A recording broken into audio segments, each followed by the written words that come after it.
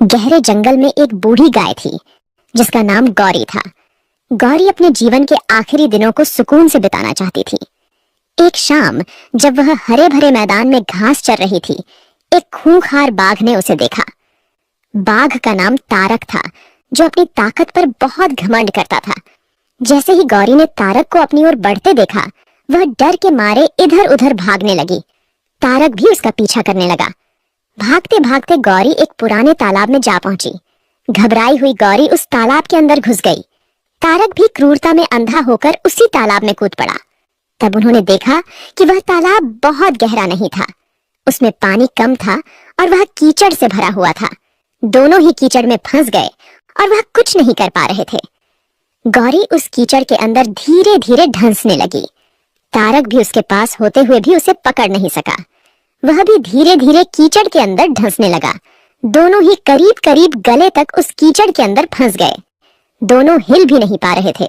गौरी के निकट होने के बावजूद तारक उसे पकड़ नहीं पा रहा था। गौरी ने शांत भाव से तारक से पूछा, क्या तुम्हारा कोई गुरु या मालिक है?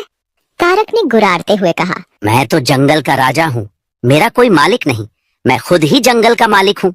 लेकिन तुम्हारी उस शक्ति का यहाँ पर क्या उपयोग है? तुम भी तो फंस गई हो और मरने के करीब हो। तुम्हारी भी तो हालत मेरे जैसी ही है। गौरी ने मुस्कुराते हुए कहा, बिल्कुल नहीं। मेरा मालिक जब शाम को घर आएगा और मुझे वहां पर नहीं पाएगा, तो वह ढूंढते हुए यहाँ जरूर आएगा और मुझे इस कीचड़ से निकाल कर अपने घर ले जाएगा। तुम्हें कौन ले जाएगा?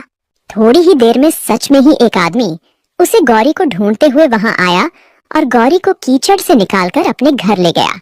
जाते समय गौरी और उसका मालिक दोनों एक दूसरे की तरफ कृतज्ञता पूर्वक देख रहे थे। वे चाहते हुए भी उस बाघ को कीचड़ से नहीं निकाल सकते थे, क्योंकि उनकी जान के लिए वह खतरा था। इस घटना से गौरी और उसके मालिक के बीच का लगाव और भी गहरा हो गया, जबकि तारक को अपने अहंकार की कीमत चुकानी पड़ी। इस कहानी में गाय समर्पित हृदय का प्रतीक है, बाघ अहंकारी मन है और मालिक ईश्वर का प्रतीक है। कीचड़ यह संसार है और यह संघर्ष अस्तित्व की लड़ाई है। किसी पर निर्भर नहीं होना अच्छी बात है, लेकिन मैं ही सब कुछ हूँ, मुझे किसी के सहयोग की आवश्यकता नहीं है। यही अहंकार है और यहीं से विनाश का बीजारोपण हो जाता है। ईश्वर से बड़ा इस दुनिया में सच्चा हितैषी कोई नहीं होता, क्योंकि वही अनेक रूपों में हमारी रक्षा करता है।